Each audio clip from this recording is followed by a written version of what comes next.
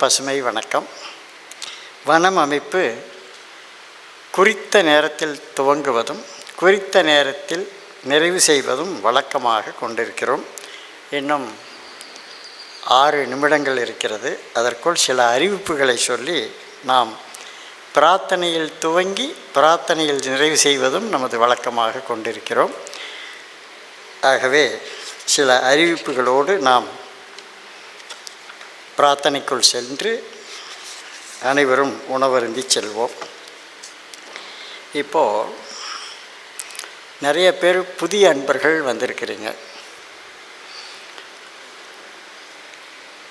இந்த அமைப்பு 2 சக்கரங்களை கொண்டு சுழல்கிறது. ஒன்று பண்பு பயிற்சி, இன்னொன்று பசுமை திரட்சி. இந்த உலகத்துக்கு இன்னைக்கு தேவை அவசியமானது. இதை தவிர்க்கவே முடியாது, யாராலும் இதை மறுக்க முடியாது. ஆனால் இன்றைக்கி இருக்கிற நிலைமை அறியாமை, அலட்சியம், உணர்ச்சி வயம், இந்த 3 அதிகமாயிட்டே வருது. இங்கே நல்ல காரியம் நடக்குது, நிறைய பேர் அதை அலட்சியப்படுத்திடுறாங்க. நிறைய பேர்த்துக்கு இது தெரியறதே இல்லை, இத்தனை நாள் தெரியாமல் போச்சுன்னு சொல்கிறாரு. இன்னொன்று எமோஷனல், உணர்ச்சி வயப்பட்டுக்கிறது. யாராவது ஏதாவது ஒன்று சொன்னால் உடனே சீராடிட்டு வராமுட்டுறது நல்ல காரியத்துக்கு. இப்படி அறியாமை, அலட்சியம், உணர்ச்சி வயத்தோடு இருக்கக்கூடிய மக்களுக்கு பண்பு பயிற்சி அவசியம் தேவைப்படுகிறது. அது குழந்தைகளுக்கும் சரி, நம்மை போன்ற வாழ்க்கை நடத்துபவர்களுக்கும் சரி, இது அவசியமாக தேவைப்படுகிறது என்றதனால் பண்பு பயிற்சி இங்கே கற்றுக் கொடுக்கப்படுகிறது. அந்த வகையிலே இன்று சுகுணா பெப் ஸ்கூலிலிருந்து வந்திருக்கும் மாணவிகளை நான் மிகவும் பாராட்டுகிறேன். இந்த சின்ன வயசில் இப்படி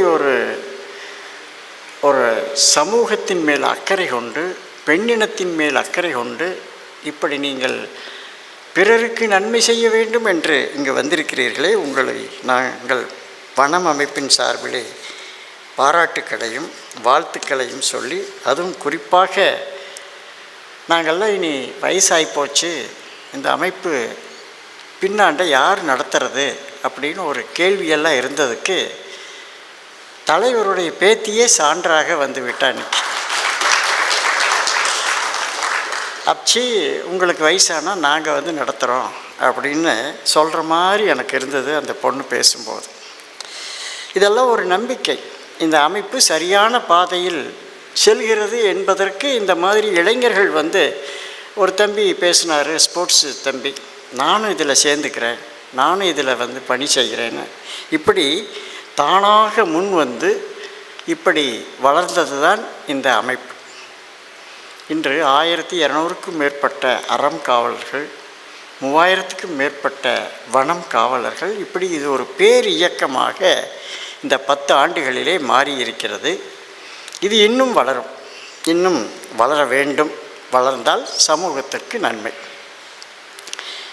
இப்போது ஏன் இந்த அமைப்பு இதை வலியுறுத்தி வருகிறது என்றால், நீங்கள் கவனிச்சிங்கன்னா தெரியும், இந்த பண்பு பயிற்சி இன்றைய குழந்தைகளுக்கு மிக மிக அவசியமாக இருக்குது. முதல்ல நாமெல்லாம் பெரியவங்கள் இருக்கிற காலத்தில் அவங்க வயசில் ஆசிரியர்களுக்கு எவ்வாறு மரியாதை கொடுத்தோம், ஆசிரியர்கள் நமக்கு எவ்வாறெல்லாம் பாடம் சொல்லி கொடுத்தார்கள். ஆனால் இன்று இருக்கும் நிலைமை எவ்வாறு இருக்கிறது வயசானவர்களுக்கு தெரியும். இதையெல்லாம் மாற்ற வேணும். யார் மாற்றுறது அப்படின்னா, உணர்ந்தவர்கள் தான், அக்கறை உள்ளவர்கள் தான் மாற்றணும். யாரோ செய்வாங்க அப்படின்னா யார் செய்கிறது?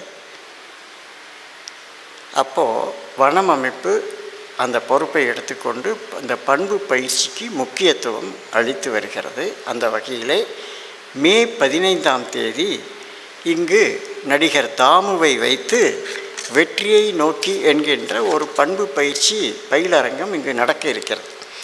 இளைஞர்கள் அத்தனை பேரும் இந்த பயிலரங்கில் கலந்து கொள்ள வேண்டும். குறிப்பாக கனிஷ்கா, நீங்கள்லாம் இதில் உங்கள் டீம் மெம்பர்ஸ் எல்லோரும் வந்து இதில் கலந்துக்குங்க. அவ்வளவு உபயோகம் இருக்குது. இது பள்ளியில் சொல்லிக் கொடுக்காத, உங்கள் பெற்றோர்கள் சொல்லிக் கொடுக்காத கல்வியை இங்கு சொல்லிக் கொடுக்கப்படுகிறது. அவ்வளவு நன்மை உங்கள் வாழ்நாள் முழுவதும் அளிக்கும். இங்கு வந்திருக்கும் அன்பர்களுக்கும் இந்த தகவலை சொல்லுகிறேன். உங்களுடைய குழந்தைகள் அல்லது உங்களுடைய பேர குழந்தைகளை இந்த பயிற்சிக்கு பதிவு செய்யும்படி கேட்டுக்கொள்கிறேன். இதிலே நீங்கள் உணவு இடைவேளைக்கும் பிறகு இந்த தன்னார்வலர்கள், இங்கே வனம் ஊழியர்கள் உங்களுக்கு இந்த அழைப்பிதழை வழங்குவார்கள். நீங்கள் இதை எவ்வளவு பேருக்கு கொடுத்து அனுப்ப முடியுமோ அனுப்பி 300 பேருக்கு மட்டும்தான் இங்கே இடம் இருக்கிறது. ஆகவே முதலில் வரும் 300 பேருக்கு மட்டும்தான் இந்த பதிவு செய்து தான் நடக்கிறது. 200 பேர் பதிவு செய்து விட்டார்கள். இன்னும் 100 பேருக்குத்தான் இடம் இருக்கிறது. இது ரூபாய் 500 கட்டி ஒரு நாள் நிகழ்வு. காலையில் 9 மணிக்கு வந்தால் மாலை 5 மணி வரை இந்த நிகழ்வு நடக்கும். இதிலே எல்லோரும் உங்களை போன்ற +2 college first year, 9th 10th இப்படி இருக்கிற குழந்தைகள், பெண் குழந்தைகள், மாணவர்கள் 2 பேருமே வர்றாங்க. நீங்கள் இந்த தகவலை அங்கே வந்து அந்த இதில் சொன்னீங்கன்னா இன்னும் கொஞ்சம் ரீச் ஆகும். அதனால் நீங்கள் அவசியம் உங்கள் குழுவோடு வந்து இதில் ரெஜிஸ்டர் பண்ணிக்கிங்க. இன்றைக்கே ரெஜிஸ்டர் பண்ணிடுங்க. ஒரு 100 பேர்த்துக்கு தான் இடம் இருக்குது. உங்கள் குழந்தைகளோ அல்லது உங்கள் பேர குழந்தைகளோ அல்லது உங்கள் அன்புக்குரிய குழந்தைகளை இதில் ஈடுபட செய்யும்படி அன்போடு கேட்டுக்கொள்கிறோம். அடுத்ததாக இன்னொரு செய்தி.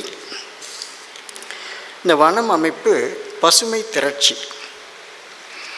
எதற்காக இந்த பசுமை திரட்சியை இவ்வளவு முனைப்போடு ஒரு தவமாக, வேள்வியாக செய்து வருகிறோம் என்றால், காற்றுல ஆக்சிஜன் குறைஞ்சிருச்சு. அதனால தான் கொரோனா வந்தது.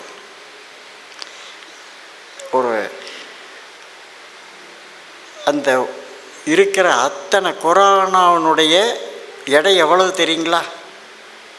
வெறும் 150 கிராம். வெறும் 150 கிராம் இருக்கிற கொரோனா ஆகாய விமானத்தை நிறுத்திவிட்டது, ரயில்களை நிறுத்திவிட்டது, ஒட்டுமொத்த மனித குலம், விவசாயியை தவிர அத்தனை பேர்த்தையும் நிறுத்தி போட்டது. வெறும் 150 கிராம் கொரோனா. இதுக்கே நம்ம இப்படி ஆச்சுன்னா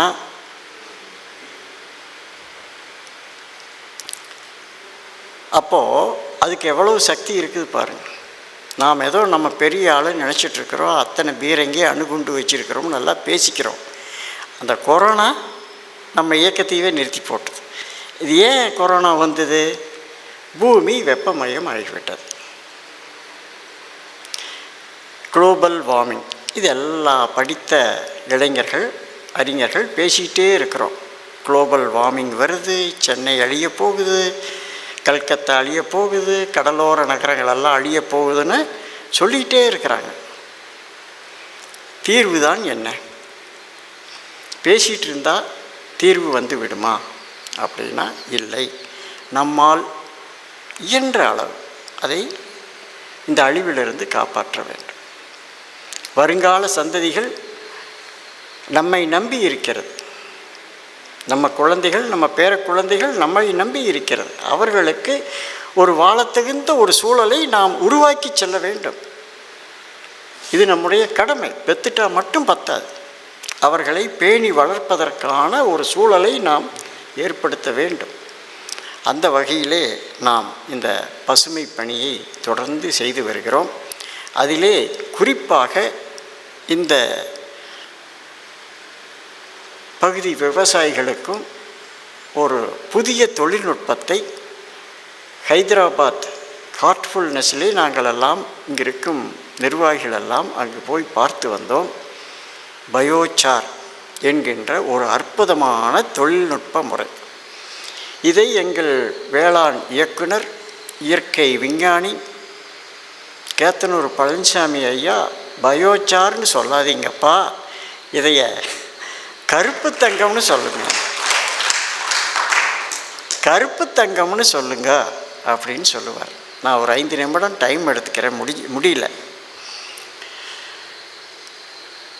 இப்போது கருப்பு தங்கம்னு சொல்லுங்கன்னு சொல்கிறார். அது வேற ஒன்றும் இல்லை, இந்த கரி உயிர்கரிமம்னு சொல்கிறது தமிழில். இப்போது அது என்னென்ன நன்மை மனித குலத்துக்கு பண்ணுது அப்படின்னா, நாம் எல்லாரும் நஞ்சுண்டேஸ்வரர்னு கேள்விப்பட்டிருப்போம். சிவனுடைய பேரை நஞ்சுண்டேஸ்வரர். இங்கே மைசூர் போகிற வழியிலையும் கூட ஒரு ஊரில் நஞ்சுண்டேஸ்வரர்னு ஒரு கோயில் இருக்குது. இப்போ நாம் பெரும்பாலான மக்கள் வளம் கடையில் பொருள் வாங்கி சாப்பிடாத, இயற்கை வேளாண் உற்பத்தி வாங்கி சாப்பிடாத நபர்களை தவிர்த்து அத்தனை பேரும் நஞ்சுண்டீஸ்வரர்களாகத்தான் இருக்கிறோம்.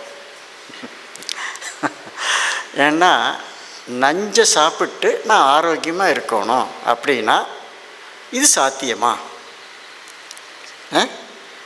நான் விஷத்தை சாப்பிடுவேன், ஆனால் நான் ஆரோக்கியமாக இருக்கணும். இன்றைக்கி அந்த மாதிரியான ஒரு அறியாமையில் வாழ்ந்து கொண்டு இருக்கிறோம். அதனால்தான் இத்தனை ஆஸ்பத்திரிகள் பெரியவங்கள்லாம் வந்திருப்பாங்க. இப்போ வேலுசாமி வந்திருக்கிறார். அவர் இங்கே இருக்கிற நோயாளிகளை எல்லாம் அவருக்கு தெரிந்த கொங்குநாடு ஹாஸ்பிட்டலுக்கு அனுப்பிச்சி வைப்பார். இப்போ ஆஸ்பத்திரியில் அங்கே கூட்டம் அதிகமாகி இன்னொரு ஆஸ்பத்திரி கட்டுறாங்க. இப்படி ஒவ்வொருத்தரும் கூட்டம் அலமோதுது ஆஸ்பத்திரியில். இதுக்கு காரணம் என்ன? அடிப்படை காரணம் என்ன? நம்முடைய உணவு பழக்க வழக்கங்கள், நம்முடைய வாழ்க்கை முறை. அப்போது நம்ம பெரியவங்கள என்ன சொன்னாங்க? காரு பங்களா ஆடம்பரமான வாழ்க்கைவா செல்வம்னு சொன்னாங்க? நோயற்ற வாழ்வு தான் செல்வம்னு சொன்னாங்க. அப்போ இந்த நோயற்ற வாழ்வை வாழ்வதற்குரிய ஒரு அடிப்படையான விஷயத்தை வனம் அமைப்பு முன்னெடுத்திருக்கிறது. அதுதான் பயோச்சார். இந்த பயோச்சார் மருந்து குடித்தவனுக்கு இந்த பயோச்சாரை சாப்பிட்டா அவன் பொழைச்சிக்குவான். இப்போது சைனா ஒரு 6 மாதங்களுக்கு முன்பு எல்லையில் ஒரு பெரிய பயோவாரை அனுப்புறதுக்கு தயாராகிட்டாங்க. நுண்ணுயிரை அனுப்பிச்சு நம்மளை மீண்டும் பிரச்சனை பண்ணுறக்கு. அப்போ நம்முடைய இராணுவ அமைச்சர் ராஜ்நாத் சிங் வேலிகளில் பூரா கறி கட்டி விட்டார். இதெல்லாம் டிவியில் வந்து நீங்கள் பார்த்துருப்பீங்க. எலுமிச்சம்பழம் கறி இதெல்லாம் கட்டி அந்த இடத்துல ஒரு யாகம் பண்ணாங்க. என்னடா ஒரு இராணுவ அமைச்சர் போய் இந்த வேலை செய்கிறாங்களேன்னு நான் நினச்சேன். போசி பண்ணிட்டு கறி கட்டிகிட்டு இருக்கிறாங்களே, மந்திரிச்சு கட்டிகிட்டு இருக்கிறாங்களேன்னு நினச்சேன். ஆனால் அதில் அறிவியல் இருக்கிறது. எந்த விதமான உங்களுக்கு இருக்கும் கிருமிகளை அது உள்வாங்கிக் கொள்ளும். இந்த பயோச்சார் அவ்வளவு நன்மையை அளிக்கக்கூடியது. டூத் பேஸ்ட்டில் கறி இருக்குது. இப்போ கோல்கேட் பேஸ்ட்டில் கறி போடுறான், சோப்பில் கறி போடுறான், உங்களுடைய சருமத்தை பாதுகாக்குதுங்கிறான். இப்படி ஐயா வந்து கருப்பு தங்கம்னு சொன்னார். வனம் அமைப்பு இன்னும் ஒருபடி வேலை போய் அதைய கருப்பு சாமின்னு சொல்கிறோம். கைதட்டலாது.